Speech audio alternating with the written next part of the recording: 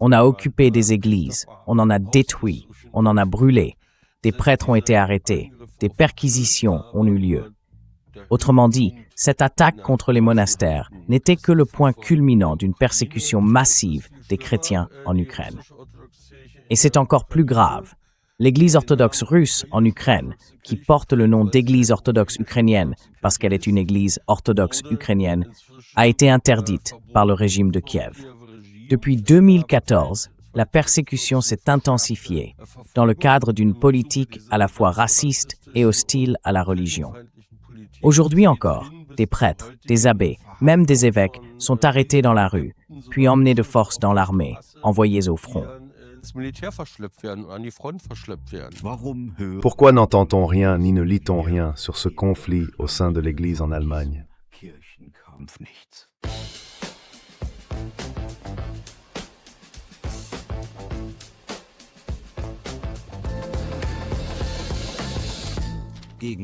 A Kornpur-Weiss Rennen. Hallo bei Gegen den Strom. Ich präsentiere Bonjour et bienvenue dans Contre le courant. Je présente ici des positions et des points de vue que les médias de propagande préfèrent passer sous silence. Les reliques du monastère des Grottes de Kiev, un haut lieu de l'orthodoxie, sont conservées à Berlin, dans le quartier de Charlottenburg. Comment elles sont arrivées là? C'est une véritable histoire à suspense, un thriller politique. On y parle de haine et de violence, du fascisme en Ukraine et de la résistance de la population. Il est aussi question des services secrets, de l'influence de l'Occident et de la tentative d'attirer l'Ukraine sur le plan économique, mais aussi politique, dans la sphère occidentale. Personne ne connaît cette histoire mieux que le prêtre de l'Église orthodoxe de Berlin-Charlottenburg, là où sont gardées les reliques venues de Kiev. Bonjour, Andrei Sikojev. Bonjour Patrick Bab. Père Andrei, quel chemin les reliques ont-elles suivi depuis Kiev?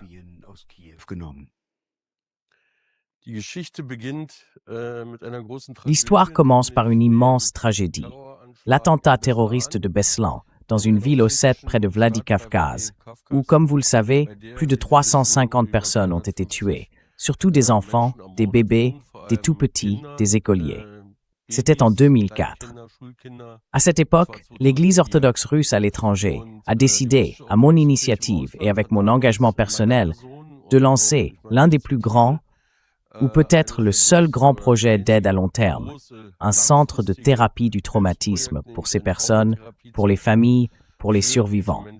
Et ce projet a vu le jour, grâce à l'aide de nombreux citoyens d'Allemagne, à des dons venus aussi d'Australie et des États-Unis, et avec le soutien du chancelier fédéral de l'époque, Gerhard Schröder, qui nous a mis un avion à disposition pour transporter du matériel de chirurgie pédiatrique sur place.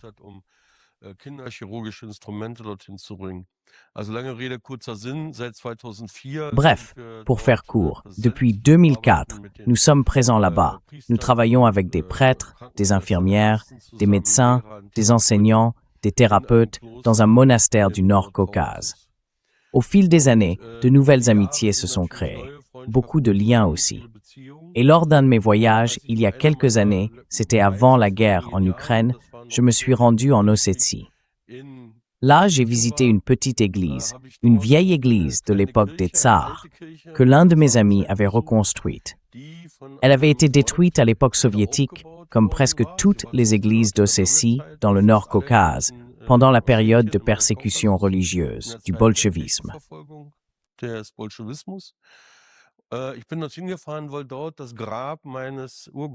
Je suis allé là-bas parce que c'est là que se trouve la tombe de mon arrière-grand-oncle, un prêtre du milieu du XIXe siècle.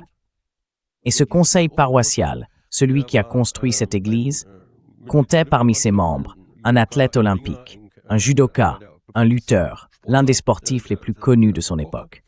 Lui, avec son cercle d'amis, de jeunes hommes, des sportifs, des chrétiens orthodoxes venus de Tchétchénie, pendant la révolution du Maïdan en 2014, le dernier coup d'État, car il y en avait déjà eu plusieurs avant, à partir de 2004. Eh bien, à partir de ce moment-là, ces jeunes hommes, des combattants courageux, mais avant tout des sportifs, de jeunes entrepreneurs ou des ouvriers ont été invités par l'abbé du monastère Sainte-Catherine pour protéger le monastère. Pourquoi fallait-il le protéger? Il faut se rappeler que le mouvement du Maïdan a d'abord pris racine dans une colère populaire légitime des Ukrainiens, qui voulaient se lever contre la corruption et contre les oligarques. Le Maïdan n'était pas seulement un mouvement de protestation dirigé depuis l'extérieur. Il avait aussi ses racines dans le peuple, dans le désir légitime des Ukrainiens de justice. Mais bien sûr, il a été très vite récupéré. On connaît ces modèles dans d'autres pays. La Révolution des Roses, la Révolution Orange et toutes les autres, peu importe leur nom à la fin. Et ce mouvement a aussi été accompagné, à un moment donné, par des groupes terroristes, d'extrême droite, des néo-nazis, des racistes, des nationalistes ukrainiens. À l'époque, ils étaient encore marginaux, mais ils jouaient déjà un rôle important dans le climat qui régnait là-bas.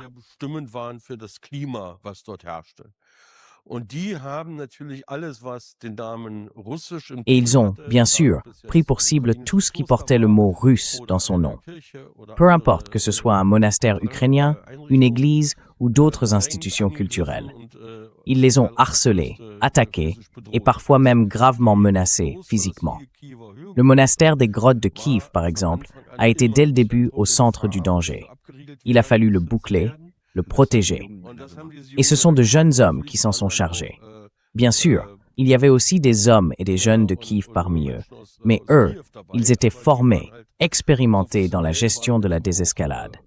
Ils n'avaient pas peur et ils savaient comment s'y prendre dans ce genre de situation. Ils ont fait ça pendant des années. Ils ont protégé les moines, les reliques, les églises, et ils ont mis en jeu leur santé, parfois même leur vie, et pas qu'une seule fois. Allez, tu expliquer pourquoi c'était si important pour te protéger?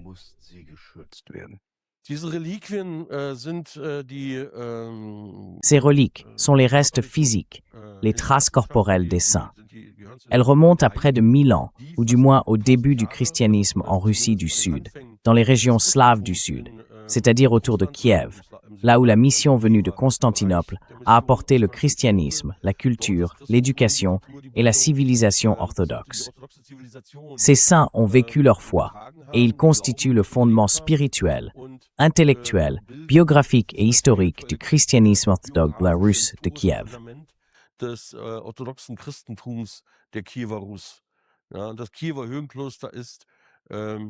Le monastère des grottes de Kiev est aujourd'hui l'un des plus grands sanctuaires d'Ukraine. Il a donc une importance immense, non seulement sur le plan artistique et architectural, mais aussi pour l'éducation, la littérature, la langue et l'éthique. Ces reliques sont profondément respectées et vénérées par le peuple, parce que, à travers la foi des croyants et les prières de ces saints, il se produit de nombreux miracles, des guérisons. Autrement dit, pour le peuple, ces saints sont vivants. Et ce n'est pas de la magie, c'est vraiment une partie intégrante de la culture et de la vie religieuse. Le monastère de Kiev était sous pression de la part de forces d'extrême droite anti-russes. Il a été protégé par de jeunes hommes venus d'Ossétie et ensuite, les reliques sont arrivées en Ossétie. Comment cela s'est-il passé?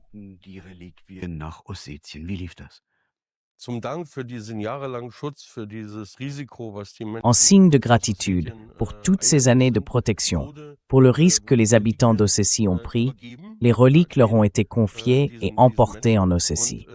Là-bas, elles nous ont ensuite été remises en remerciement pour notre travail en Ossétie, pour ce que nous avons accompli là-bas avec la population locale.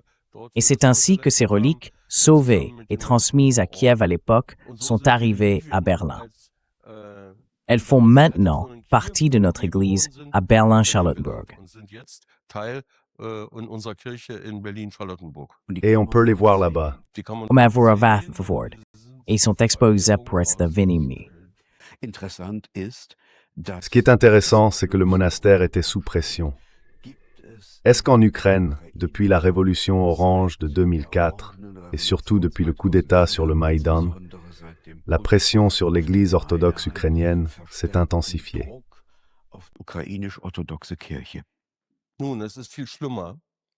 Eh bien, c'est bien pire. C'est vraiment bien pire.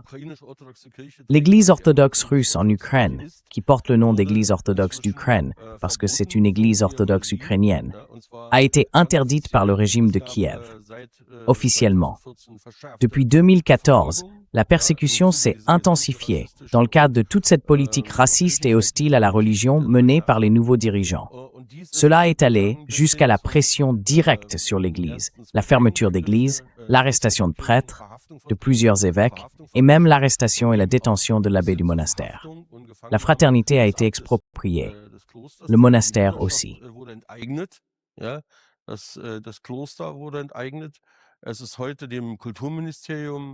Aujourd'hui, c'est placé sous l'autorité du ministère de la Culture, donc sous le gouvernement de Kiev. Et depuis, la répression ne s'est pas seulement intensifiée, elle a atteint un niveau extrême, d'une brutalité absolue. On en est arrivé à arrêter des prêtres, des abbés, même des évêques dans la rue, qui sont ensuite emmenés de force par l'armée ou envoyés au front. Et ça se produit tout le temps. Ce ne sont que quelques exemples, il y en a beaucoup d'autres. Et bien sûr, c'est tout le pays qui en souffre.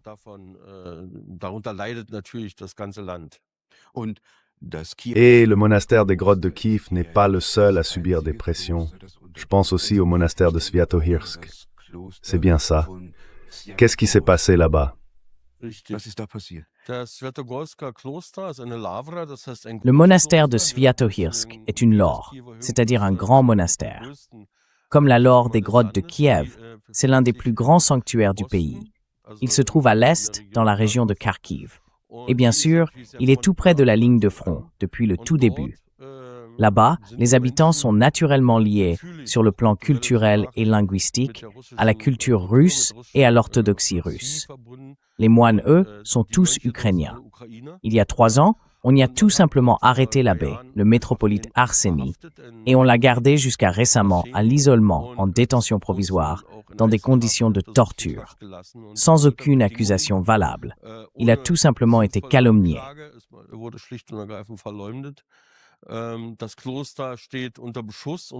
Le monastère est sous le feu, physiquement, médiatiquement, mais aussi militairement. Et ce n'est pas du côté russe, comme les moines peuvent en témoigner. Là-bas, on a en fait une situation qui résume toute la tragédie et l'absurdité de ce qui se passe en Ukraine. Imaginez, ce monastère a été un refuge pour des centaines de personnes déplacées.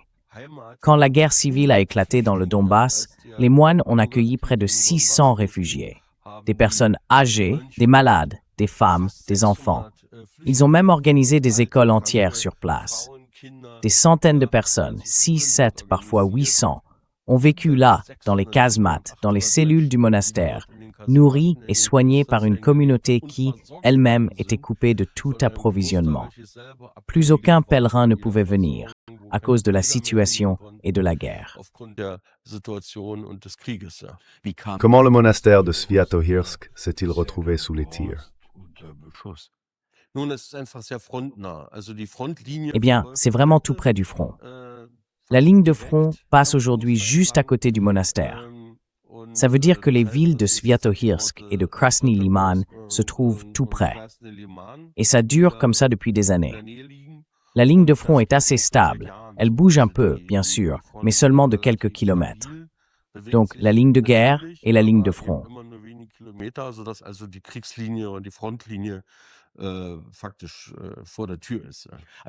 Donc un monastère orthodoxe situé sur le territoire ukrainien. Oui, c'est un monastère ukrainien de l'Église orthodoxe ukrainienne, situé sur le territoire ukrainien. Et puis, quand les Russes ont envahi, le front est passé sur le monastère, puis il est revenu en arrière quand les troupes russes se sont retirées de la région de Kharkiv. Qu'est-ce qui s'est passé ensuite au monastère?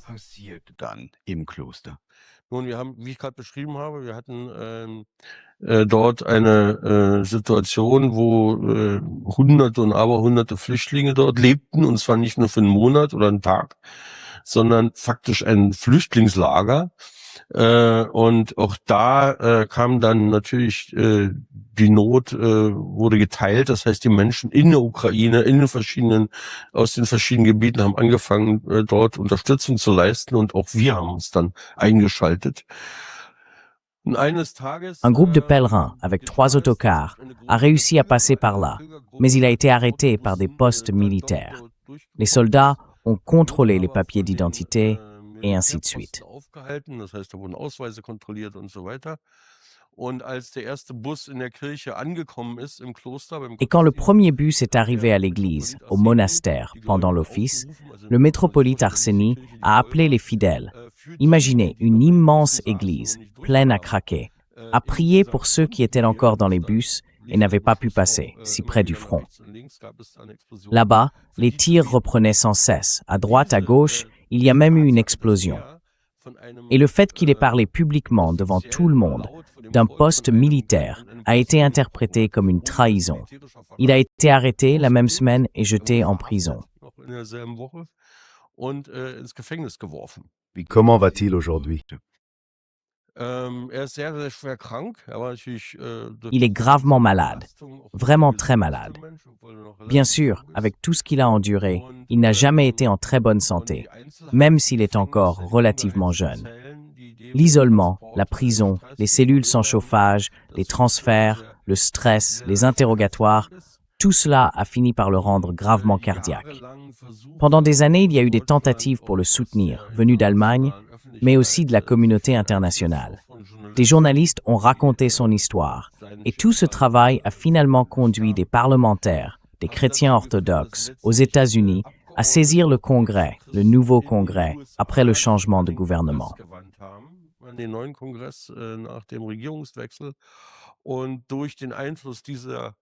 Et grâce à l'influence de ces membres du Congrès américain, on a réussi au moins à le faire sortir de sa cellule, à lui donner enfin les soins médicaux qu'on lui refusait. Il est maintenant en résidence surveillée. Il porte un bracelet électronique, donc il reste détenu, il n'a pas été libéré ni acquitté. Mais heureusement, il a pu être sauvé grâce à une opération du cœur.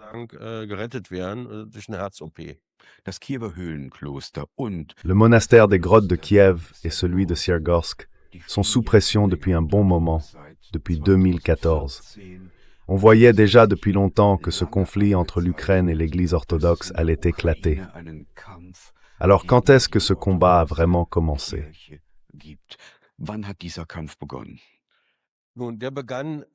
Eh bien, ça remonte loin dans l'histoire, bien sûr. Ça a à voir avec l'histoire de l'Ukraine, avec cette idée de terre frontalière, avec les influences aussi de la domination austro-hongroise, mais aujourd'hui, c'est dans un contexte moderne. C'était bien sûr des catholiques, et l'autre partie du pays était majoritairement orthodoxe.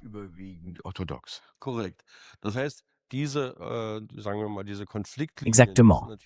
Ces lignes de conflit, bien sûr, elles sont anciennes, mais elles n'avaient jamais eu une telle dimension de violence et d'athéisme comme celle qu'on voit aujourd'hui.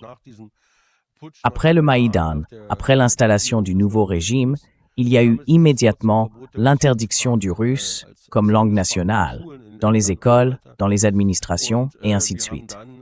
Et puis, pendant la guerre civile dans le Donbass, ou plutôt lors de l'offensive du régime contre la population de l'Est, on a vu la situation s'aggraver encore. Ensuite, dans le cadre de cette guerre culturelle, le conflit s'est étendu à la sphère religieuse. On a tout simplement déclaré que l'Église orthodoxe d'Ukraine, qui est formellement liée au patriarcat de Moscou, faisait partie du problème. Mit der Moskauer Patriarchat verbunden ist, das heißt, sie gehört zum Patriarchat von Moskau, ist also ein Autrement dit, elle dépend du patriarcat de Moscou. Donc c'est une sorte de branche d'espionnage russe, un agent d'influence, si on veut le dire comme ça. Ensuite, on a commencé à attaquer de manière très ciblée l'Église russe, l'Église orthodoxe, en Ukraine. On a cherché à pousser les gens à rejoindre l'Église d'État, une sorte de branche d'une anti-église organisée par le gouvernement. Des églises ont été occupées, d'autres détruites ou incendiées, des prêtres arrêtés, des perquisitions menées. En somme, cette attaque contre les monastères n'a été que le point culminant d'une persécution massive, disons-le, des chrétiens en Ukraine, sous le couvert à partir de 2022 de la guerre contre la Russie.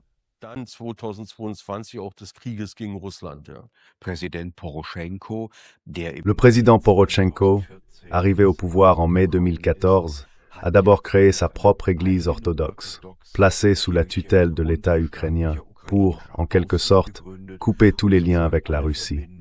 Et aujourd'hui, l'église orthodoxe est même interdite. Qu'est-ce que cela signifie pour les fidèles?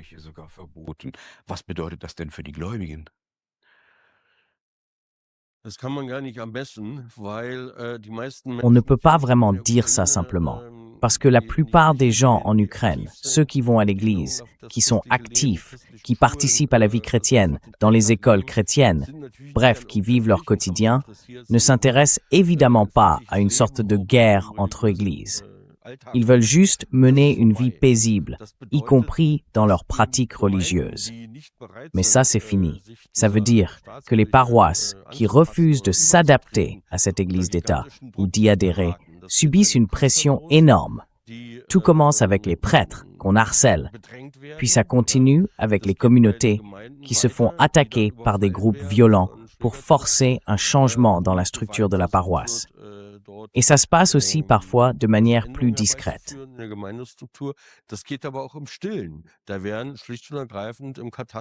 Au cadastre, on modifie tout simplement les terrains ou les droits de propriété.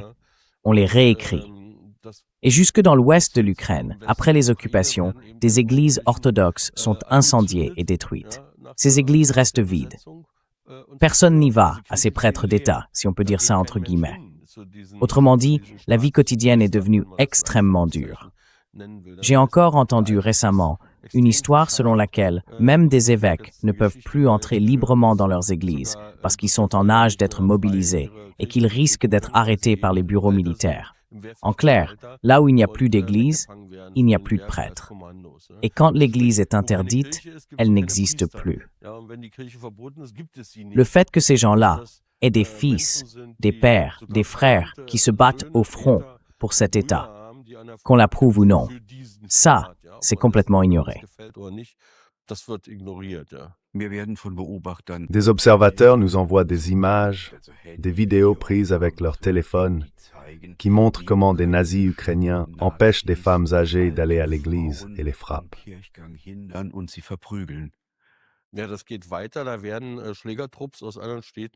Oui, ça continue. Des groupes de nervis arrivent en bus depuis d'autres villes. Ils envahissent ces églises avec du gaz lacrymogène et des matraques. Et la résistance, ce sont d'abord les femmes qui la mènent, les plus âgées comme les plus jeunes, parce que les jeunes hommes, eux, sont tout de suite identifiés ou arrêtés.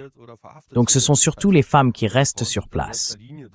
Je connais des églises où les gens sont restés des jours, parfois des semaines, à l'intérieur, pour protéger leurs bâtiments ou les monastères. Le courage de nombreux croyants orthodoxes ukrainiens reste intact.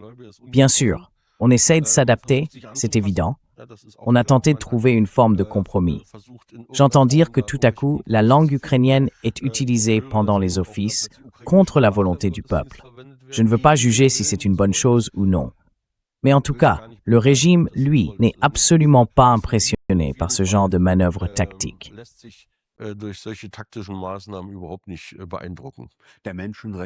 rapport des Nations Unies sur les droits de l'homme signalait déjà, en 2023, des actes de violence contre des chrétiens orthodoxes. Est-ce qu'on assiste à une nouvelle inquisition?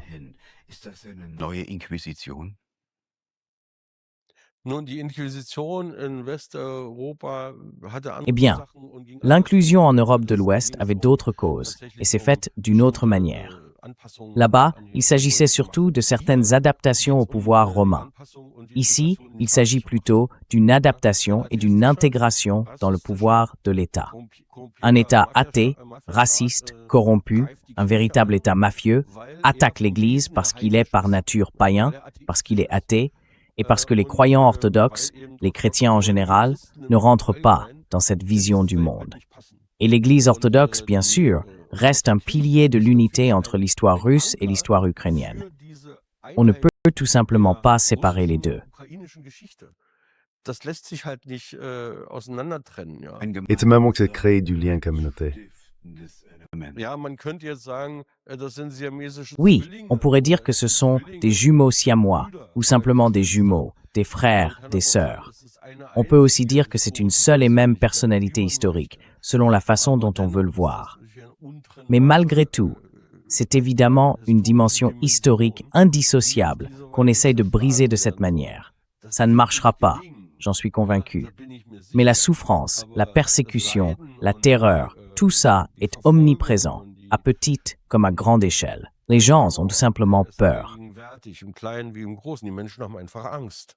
Historiker und Des historiens et des chercheurs ont vu des documents qui laissent entendre que les services secrets américains, la CIA, attisent cette guerre contre l'Église orthodoxe. gegen die orthodoxe Qu'en est-il vraiment? Kirche anheizt. Was ist da dran? Nun, wir hatten ja in der Eh bien, sous les deux administrations, mais aussi déjà avant, sous les différents gouvernements présidentiels des États-Unis, il y avait des structures d'influence de grandes organisations américaines qui accompagnaient les actions politiques et militaires. Et cela incluait aussi des formes d'influence financière. Pas seulement de la part de la CIA, qui très probablement jouait un rôle de premier plan, mais aussi à travers des fondations qui ont investi des sommes énormes pour mettre tout cela en marche. Et cet argent n'est pas allé uniquement à Porochenko, mais malheureusement aussi à Constantinople, au patriarcat là-bas et au patriarche lui-même, qui a été, disons, à moitié contraint, à moitié acheté, difficile à dire, mais en tout cas soutenu par des montants considérables pour fonder une nouvelle église venue de l'extérieur.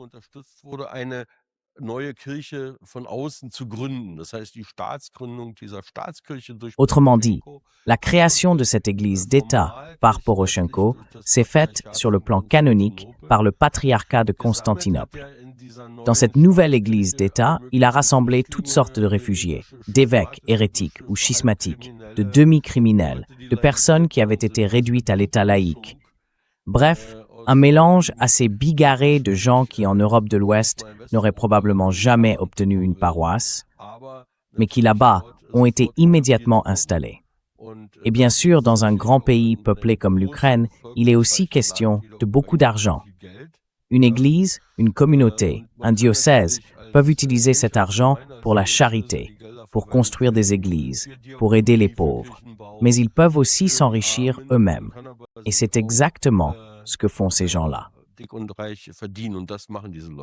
Geht es hier darum, S'agit-il ici aussi de présenter l'Ukraine sur le plan culturel comme un rempart contre la Russie? aufzustellen? Auf jeden Fall. Also, was wir hier erleben, ist Ce que nous voyons aujourd'hui, c'est l'aboutissement d'anciennes idées, des concepts qui ont toujours existé et qui, même à l'époque soviétique, n'avaient jamais complètement disparu. L'idée, c'était de construire l'Ukraine comme un anti-Russie.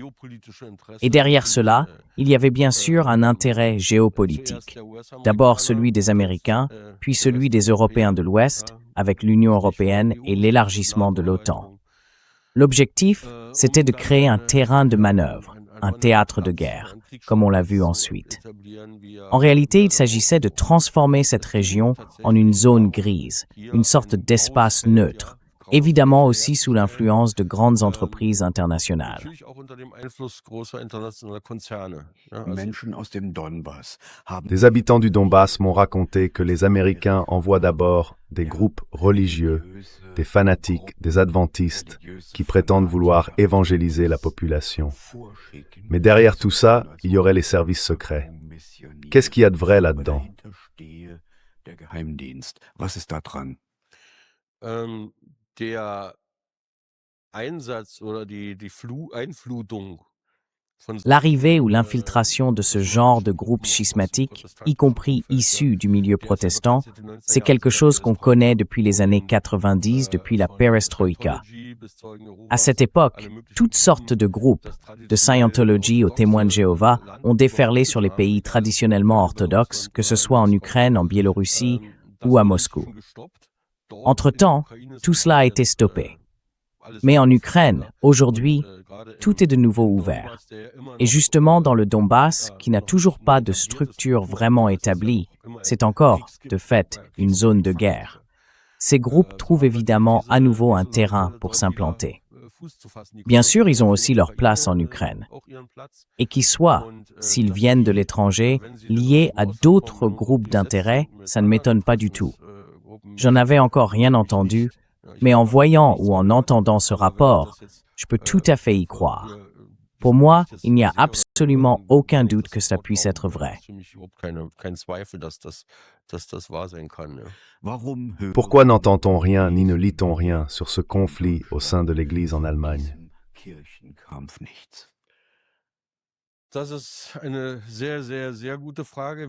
C'est une très très bonne question, comme celle d'avant d'ailleurs. Elle me touche profondément. Et aussi en tant qu'Allemand, elle me bouleverse. Parce qu'un tel silence, c'est aussi une forme de complicité. Complicité dans la persécution des chrétiens. Complicité dans la destruction des églises. Et quand cela vient d'Allemagne, quand nous restons à nouveau silencieux face à de tels crimes, c'est évidemment une double douleur, un double fardeau. Parce qu'il ne peut pas exister ce qui ne doit pas exister. Pour moi, c'était comme un signe d'avertissement sur le mur, quand en 2022, l'ancien chancelier Scholz a déclaré au Bundestag « L'Ukraine, symbole de la démocratie et de la liberté de l'Europe ». À partir de là, pour moi, le chemin était clairement tracé, aussi bien pour la politique que pour les médias. Mais ça ne correspond pas du tout aux répressions que vous venez de décrire, Père Andrich.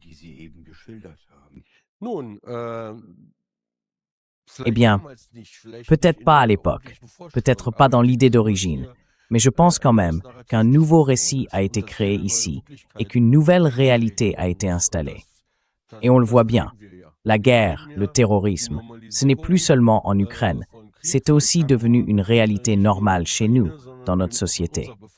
Il est devenu presque normal de réagir à la persécution des chrétiens, à l'emprisonnement de journalistes ou d'avocats.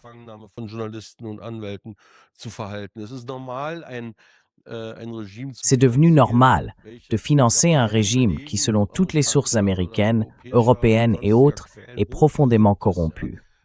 On y envoie des milliards qui manquent ici, en Allemagne. La population allemande ne se rend pas compte qu'on ne finance pas seulement du matériel militaire, mais toute la structure de l'État. L'Union européenne et l'Allemagne payent pour toute l'administration, pour la politique de gens qui ne sont plus élus depuis longtemps. Et du coup, l'image est complètement inversée. En Ukraine, c'est devenu la normalité et ce n'est plus la démocratie allemande. Peut-on dire que l'Allemagne est passée du rôle d'aide aux réfugiés à celui de partie prenante dans une guerre, devenant ainsi un soutien actif aux violations des droits humains? Absolument, c'est tout à fait ça. Moi-même, je l'ai vécu et j'ai été profondément impressionné par l'hospitalité et la solidarité de la population allemande, mais aussi par l'efficacité de l'administration lors de l'accueil des personnes qui arrivaient. Il faut dire qu'il y avait très peu de réfugiés de guerre parmi eux. D'après mon estimation, pas plus de 5 à 10%. La plupart étaient des gens qui pouvaient simplement fuir leur situation. Officiellement, ils avaient enfin le droit d'entrer en Allemagne. C'est pour ça que, surtout, des femmes et des enfants sont venus. Contrairement à la vague de réfugiés de 2015 en provenance du monde arabe, où les hommes n'avaient pas le droit de quitter leur pays.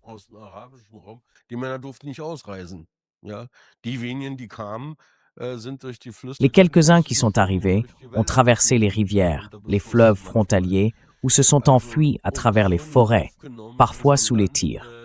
Et ici, dans notre pays, on les a accueillis à bras ouverts. Les gens ont ouvert leurs appartements, leurs maisons. L'administration s'est réorganisée en un temps record pour les accueillir. Les églises aussi, on l'a vécu nous-mêmes, on a mis en place énormément de structures d'accueil pour les réfugiés. On les a intégrés grâce aux traducteurs, à des aides simples, à des logements. Et tout ça, ça a changé.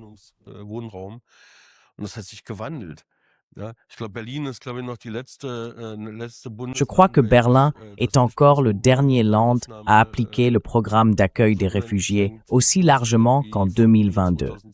Tous les autres, à mon avis, ont réduit leur programme. Et maintenant, il se passe exactement ce que vous venez de dire. Les milliards continuent de couler vers l'armement, vers l'armée, vers cette structure d'État en Ukraine. Et là-bas, ils se perdent. Ils se perdent dans le sang de l'Ukraine, sur le front. Nous avons de fait une troisième armée qui combat désormais sur les lignes de front. Nous avons des centaines de milliers de victimes. Et nous portons une part de responsabilité pour tous ces morts, à cause de notre politique qui n'est pas une politique de paix, mais tout simplement une politique d'armement.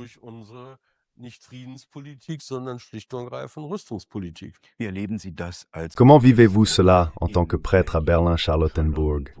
Voyez-vous un lien entre la participation de l'Allemagne à la guerre et la censure ou la répression à l'intérieur du pays?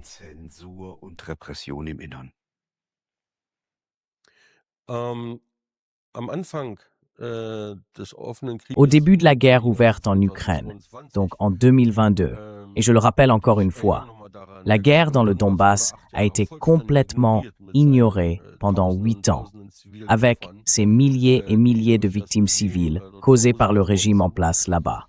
Au début, la propagande qui s'est mise en marche, et ce n'est pas pour rien que j'ai cité cette phrase, a eu un effet immédiat dans les médias. Si l'Ukraine représente la démocratie et la liberté, alors les Russes deviennent la dictature et l'ennemi. Et cela s'est ressenti ici aussi, partout, dans les églises, dans les écoles, jusque dans les jardins d'enfants. Le harcèlement est allé jusque-là, jusque dans les maternelles.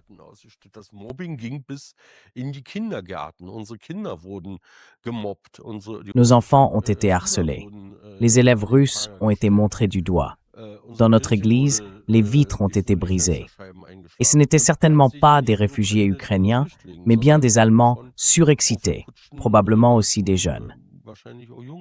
Là, bien sûr, nous avons réagi, nous avons contacté les députés, nous avons interpellé les responsables politiques et nous avons aussi fait appel à la police. Et tout cela a eu un effet. Ce n'est pas seulement chez nous, ni seulement la protestation à Berlin, mais surtout la politique régionale, les députés, les journalistes et l'opinion publique qui se sont mobilisés contre ces actes.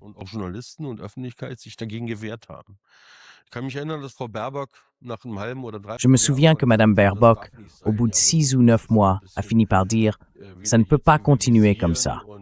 Il faut qu'on ramène un peu de calme, qu'on civilise tout ça et qu'on préserve un minimum de paix intérieure. » On avait manifestement, un peu comme lors de la nuit de cristal, été trop loin, trop fort. L'opinion publique à l'étranger avait commencé à s'en rendre compte.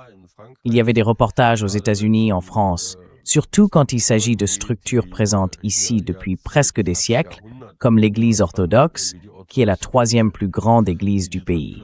Et tout ça, ça s'est arrêté.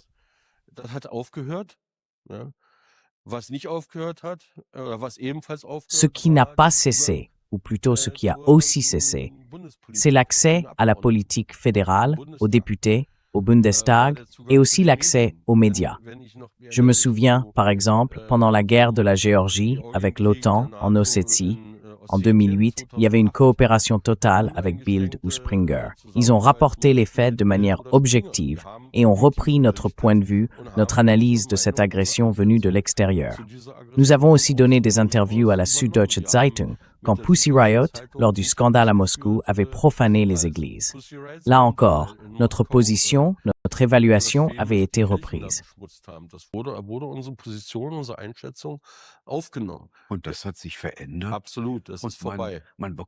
Et ça a changé. On ne perçoit plus vraiment l'ambiance dans la population.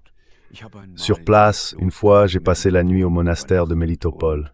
Là-bas, il y avait un peintre d'icônes. Il décorait l'intérieur de l'église. Je lui ai demandé de me parler de son travail, il m'a expliqué, et j'ai voulu faire une interview avec lui. Il a refusé. Il m'a dit, à l'ouest du Dniepr, j'ai de la famille.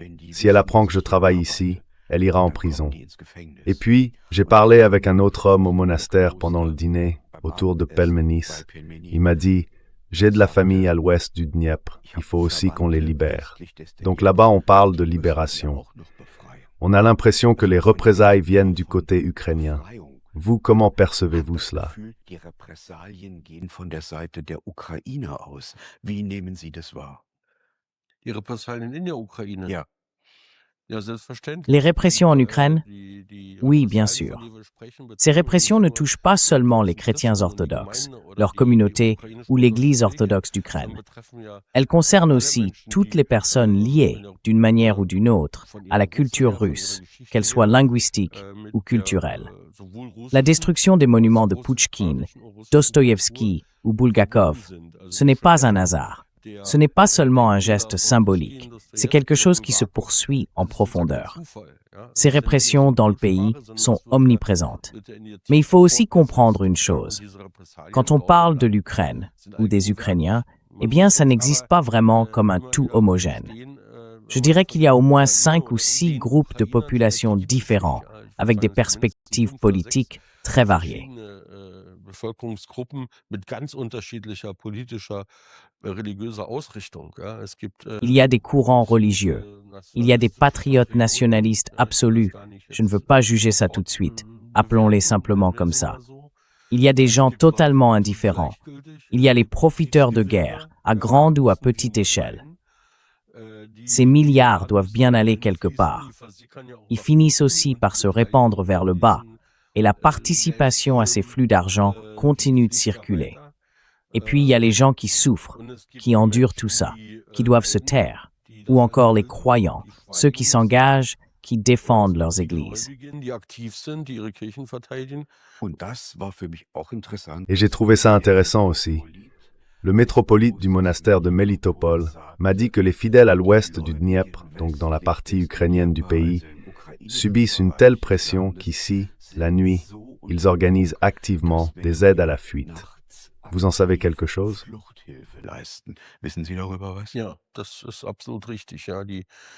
Oui, c'est tout à fait exact. La pression n'est pas seulement culturelle ou sociale, elle pèse aussi, bien sûr, sur les hommes, avec la menace de la conscription forcée. Et les témoignages que j'entends, venant de militaires américains, de spécialistes, d'anciens soldats ou d'anciens agents de renseignement, qui s'expriment sur des plateformes sérieuses en ligne, eh bien, ces récits font vraiment froid dans le dos. Il y a en gros 2 types de soldats, 2 types d'officiers appelés sous les drapeaux. D'un côté, les professionnels, bien formés, bien équipés, et de l'autre, la grande masse de ceux qu'on mobilise à la hâte, qu'on forme à la va-vite et qu'on envoie ensuite directement au front. Envoyés au casse-pipe. Au sens littéral du terme, oui.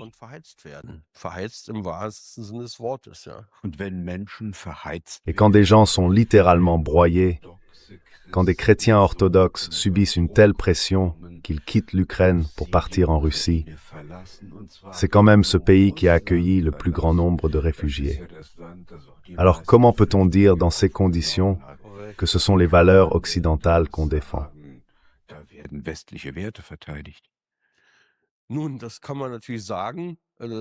Eh bien, on peut toujours dire ça, bien sûr, mais ça ne le rend pas plus vrai. C'est pour ça que je reprends la citation de Scholz. La liberté et la démocratie seraient aujourd'hui défendues en Ukraine. C'est évidemment une inversion du sens. C'est du novlangue. C'est de la suggestion de masse, du langage de masse, une formation de masse, comme l'a appelé le psychologue suisse. Hannah Arendt l'avait déjà analysé. On y insère des récits, des narratifs, qui sont ensuite transmis à une grande partie de la population. Pas à tout le monde, mais à beaucoup. Et quand on se penche sur l'époque du national-socialisme, de 1933 à 1944, l'image en Allemagne est presque la même.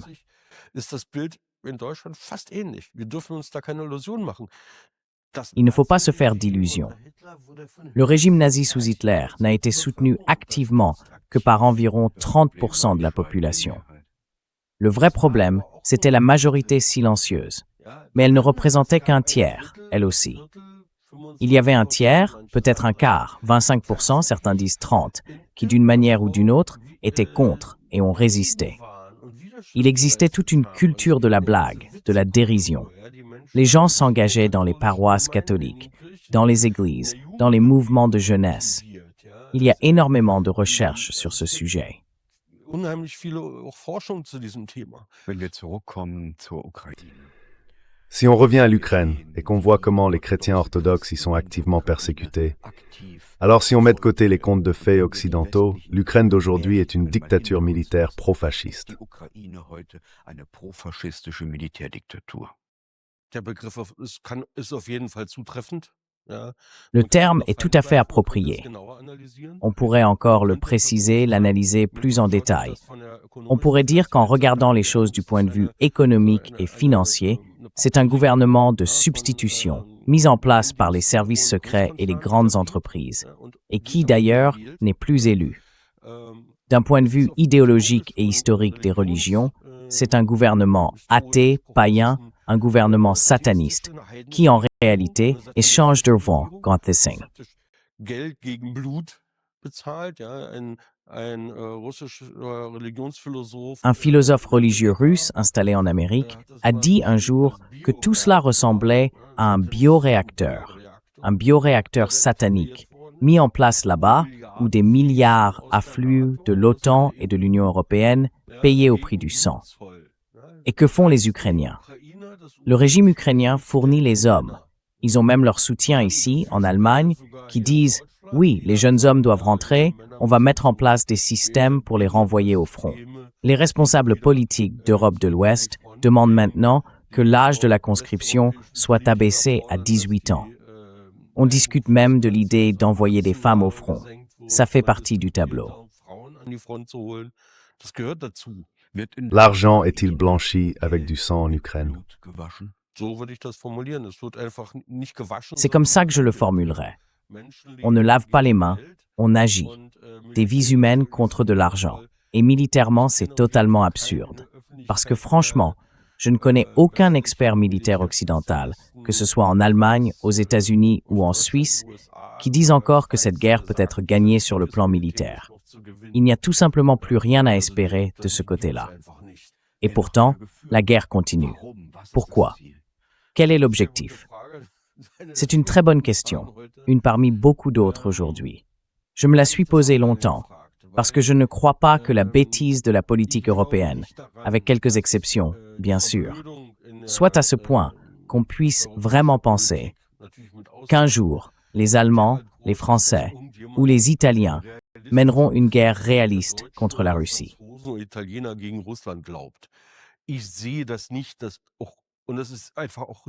Je ne vois pas les choses comme ça. Et franchement, ce n'est pas réaliste d'imaginer que des troupes allemandes ou d'Europe de l'Ouest... Non, je n'y crois pas. Je ne pense pas que Pistorius ou Merz aient vraiment l'intention de mener leurs armées en Russie. Alors, qu'est-ce qui se passe en ce moment? L'ancien ministre britannique des Finances, son nom m'échappe à l'instant, a donné un bon indice dans une interview avec un journaliste et chercheur politique britannique. Il a expliqué que, dès 2008, avec la grande crise financière, on avait mis en place des solutions auxquelles lui n'adhérait pas.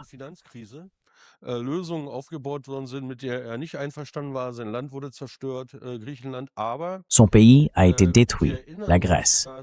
Mais souvenons-nous que par la suite, l'Union européenne a débloqué des sommes énormes, des fonds destinés aux grands groupes d'Europe de l'Ouest, aux grandes entreprises, comme base de crédit pour des investissements technologiques. Et lui, en tant qu'expert, il explique cela très clairement. Il connaissait les responsables politiques et financiers allemands impliqués dans ce processus. Et il savait que ces fonds n'avaient pas été utilisés par l'industrie allemande, par exemple. Et quand ils l'ont été, c'était surtout pour des extensions quantitatives ou des opérations financières, mais pas pour la technologie, pas pour l'intelligence artificielle, ni pour tous ces domaines-là.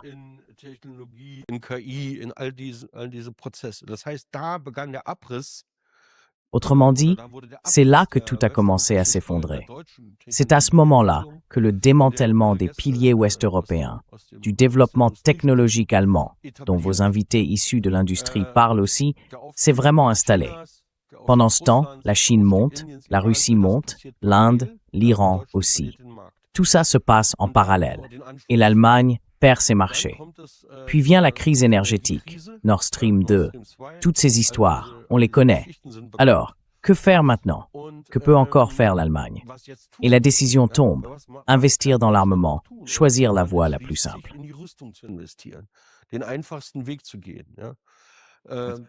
L'armement est censé freiner la désindustrialisation. Das aufhalten oder das ersetzen, was eben bei Mercedes oder VW oder bei Siemens verloren gegangen ist und für immer vielleicht verloren gegangen ist. Und man sieht, dass es wieder zu einem Modell Et on voit bien qu'on revient à un modèle qui justement n'est pas typiquement allemand. Ce n'est plus la création de valeur par la technologie, par le savoir-faire des ingénieurs, par les PME, mais par les impôts. L'argent public est injecté dans l'armement, comme il l'a été auparavant dans les vaccins, à coups de milliards. Et ça mène à quoi? À rien. À aucun effet en profondeur. Maintenant, quand on finance l'armement, c'est mon explication, j'élargis ici la réflexion du ministre grec des Finances, eh bien, il faut bien le justifier. On ne peut pas simplement construire des chars et dire on va aller sur la Lune. Ça ne marche pas. On ne peut pas les transformer en vaisseaux spatiaux. Donc, il faut bien les envoyer quelque part pour faire la guerre. Et l'ennemi, c'est la Russie. L'ennemi de la démocratie et de la liberté, c'est la Russie. C'était déjà établi avant. Poutine, le nouveau Hitler, now le patriarche Gross comme Inmadnilis, et ainsi de suite.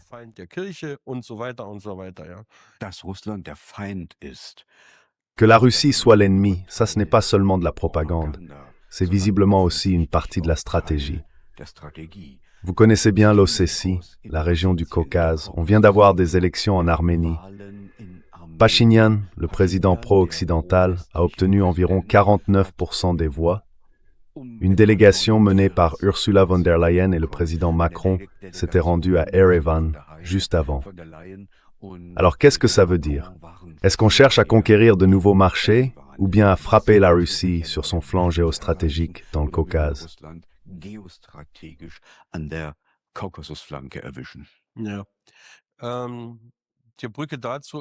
Et le lien avec tout ça, c'est peut-être la conclusion du sujet dont on parlait juste avant. Parce qu'une telle politique d'armement demande évidemment une justification, ou disons du marketing et de la propagande. C'est de là que viennent ces récits de guerre. C'est aussi de là que viennent les récits de propagande qu'on voit aujourd'hui. Et c'est de là, bien sûr, que naît cette réalité presque magique que les médias construisent. On retrouve le même schéma dans ce qu'on appelle la fameuse politique étrangère féministe, ou politique des valeurs, ou encore politique morale, comme on veut. Elle se poursuit tout simplement dans ce domaine aussi. Ces gens vont là où ils pensent avoir leur chance. Comment cette politique est-elle perçue, par exemple, en Ossétie?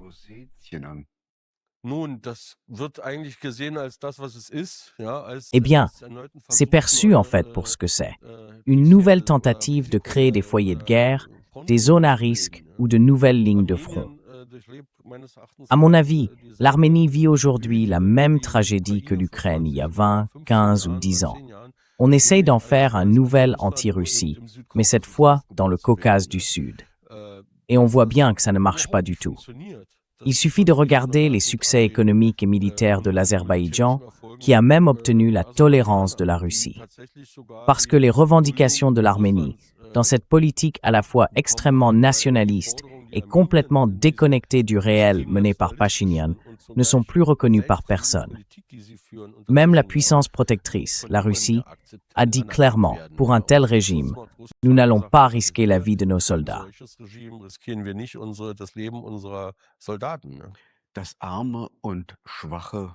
Le pauvre et faible Arménie a un partenaire commercial puissant, c'est la Russie. C'est le partenaire le plus important de l'Arménie. Environ 60% des exportations vont directement vers la Russie et 90% vers les pays de l'Union douanière eurasienne. Alors que veut faire l'Arménie avec l'Union européenne? Cela ne peut qu'entraîner un déclin économique si la Russie commence à imposer des droits de douane. Wirtschaftlichen Niedergang bringen, wenn Russland nun Zölle erhebt. Völlig richtig. Tout à fait. Alors, je ne suis pas un spécialiste de ce domaine, mais les scientifiques et les analystes que j'écoute, que je lis ou que j'étudie disent très clairement ceci.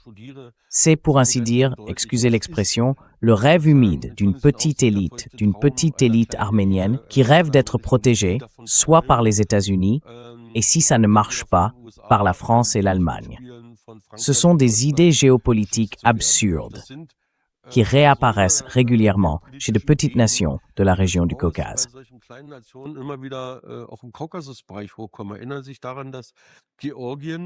On se souvient que la Géorgie, avant la Révolution, donc avant la Révolution bolchevique, avant le coup d'État de 17, s'était ralliée à l'Allemagne, à l'Empire allemand. Elle s'était effectivement alliée à l'Allemagne dans une union d'États. Puis elle a aussitôt changé de camp quand l'Allemagne a perdu la guerre en 18. La délégation est alors partie à Moscou pour essayer de se faire bien voir à nouveau de Trotsky. Ce genre de fantasme, de rêve, s'est sans doute répété bien des fois dans l'histoire du monde.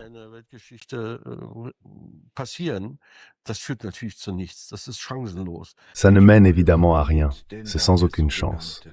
Alors quel rôle joue ce qu'on appelle le corridor de Zangezur, qui doit relier l'Azerbaïdjan sur la mer Caspienne à son exclave du Nakhichevan en traversant le territoire arménien, et qui créerait ainsi une liaison entre la Turquie, membre de l'OTAN, et la mer Caspienne. Quel est son rôle exactement?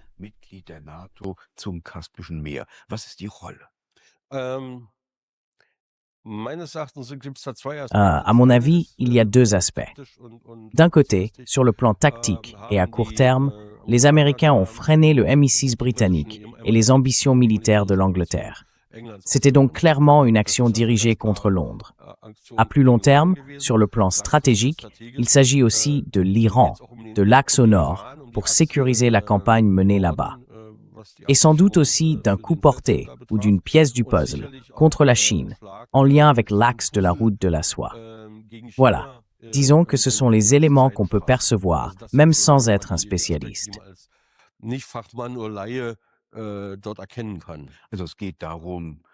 Il s'agit donc non seulement de freiner la Russie, mais aussi l'Europe et la Chine, et c'est également dirigé contre l'Iran. D'après mes recherches, des forces spéciales israéliennes, y compris le Mossad, disposent de bases secrètes en Azerbaïdjan.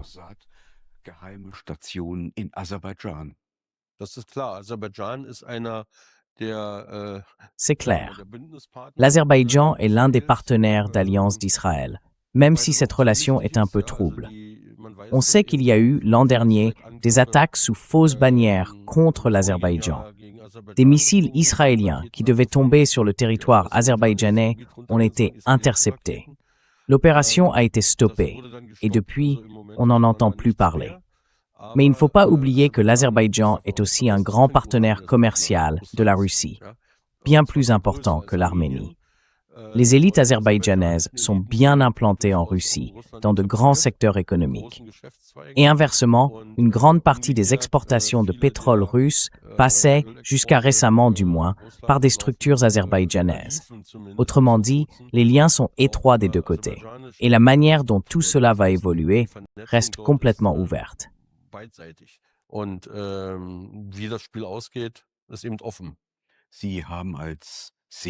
Vous êtes prêtre et vous travaillez non seulement ici à Berlin avec des fidèles orthodoxes, mais vous voyagez beaucoup. Vous allez en Russie, dans le Caucase, en Ossétie.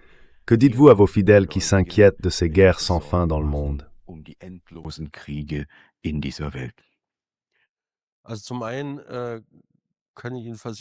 Je peux vous assurer d'abord que cette guerre, ou les guerres en général, sont perçues par tout le monde, que ce soit en Allemagne ou en Russie, comme un événement sombre, comme une tragédie. Personne, vraiment personne, ne considère la guerre comme une bonne chose. La guerre, c'est en réalité le plus grand malheur qui puisse frapper les êtres humains, et surtout pour les peuples qui subissent des pertes concrètes. C'est un véritable malheur. Il ne s'agit pas seulement des 100 000 morts ukrainiens, mais aussi des proches, des familles endeuillées, avec qui nous vivons, avec qui nous sommes en contact. Ce sont des gens qui ont de la famille là-bas, qui souffrent de tout cela. Et c'est pareil en Russie. Les Russes aussi ont des victimes, et beaucoup de victimes. Die Russen haben auch Opfer, und zwar auch viele. Und ein kleines Volk wie Ossetien, welches immer sehr patriotisch Et un petit peuple comme les Ossètes, qui a toujours été très patriote et très russophile, qui déjà à l'époque des tsars fournissait les unités d'élite, des armées de cavaliers qui sont allées jusqu'à Berlin, des divisions spéciales qu'ils ont formées, eh bien ce peuple-là a aussi payé un lourd tribut. Cette souffrance existe, elle se vit au quotidien, et les gens espèrent la paix. Mais selon l'endroit où ils vivent et la manière dont ils vivent, ils ne sont pas prêts à accepter, disons, des compromis bancals. Ils savent faire la différence entre ce qui est juste et ce qui ne l'est pas. Ils comprennent qui est l'agresseur et qui est la victime. Ils voient qui participe vraiment et qui profite de la situation. Et ce n'est pas tout. Ils portent aussi un regard très critique sur leurs propres élites en Russie. Die sehen das auch sehr kritisch zu ihren eigenen Eliten in Russland. Ja? Sagen Sie, Dites-moi les fidèles qui viennent vous voir, est-ce que cette communauté est aussi divisée à cause de la guerre en Ukraine? Ou bien y a-t-il, selon vous, une chance de reconstruire des ponts à travers l'Église? Natürlich. Die Kirche ist der Ort des Friedens. Bien sûr, l'Église est un lieu de paix. Et c'est aussi l'endroit où les gens se rassemblent, pas seulement pour prier pour la paix, mais aussi pour la construire. Cela se fait entre les personnes, entre des groupes très différents, des origines nationales variées, jusqu'à l'aide concrète apportée à ceux qui sont dans le besoin ou aux réfugiés. Les réfugiés qui viennent ici, en Allemagne, ceux qui sont en Ukraine, et aussi le soutien apporté aux personnes, aux blessés et aux morts en Russie. Tout cela se passe réellement, c'est une pratique vivante. Chacun le ressent intérieurement. Il y a des fissures, bien sûr, mais elles ne sont pas fondamentales.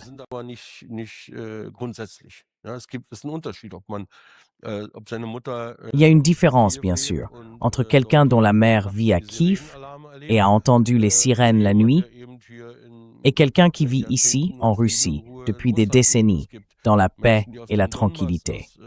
Il y a des gens qui viennent du Donbass et qui ont connu 8 ans de guerre avant que le conflit ne s'étende à toute l'Ukraine. Il y a aussi des personnes qui n'ont jamais eu affaire à tout ça. Et puis, il y a des amis qui vivent en Crimée et qui ont perdu des proches à cause des frappes de missiles. Chacun vit cette guerre à sa manière, évidemment. L'empathie n'est pas la même pour tout le monde. Dans les paroisses, et ça je l'ai personnellement instauré, on ne discute pas de politique à l'intérieur même de l'Église.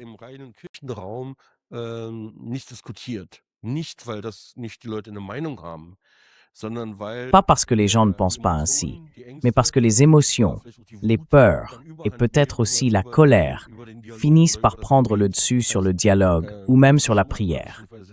Autrement dit, l'idée, ou plutôt la stratégie ici, c'est de permettre un certain langage, celui de la prière, celui de l'aide et de la compassion. Mais il faut laisser de côté le langage des structures politiques ou des politiciens, parce qu'en général, il est soit façonné par les médias, soit hypocrite, soit tout simplement insuffisant, et il ne touche pas vraiment l'autre. Vous avez tout à l'heure parlé de la libération de certains territoires. Les Ukrainiens, eux, parlent d'occupation. Et si vous mettez ces deux personnes face à face, vous avez immédiatement un conflit qui, la plupart du temps, n'est pas constructif.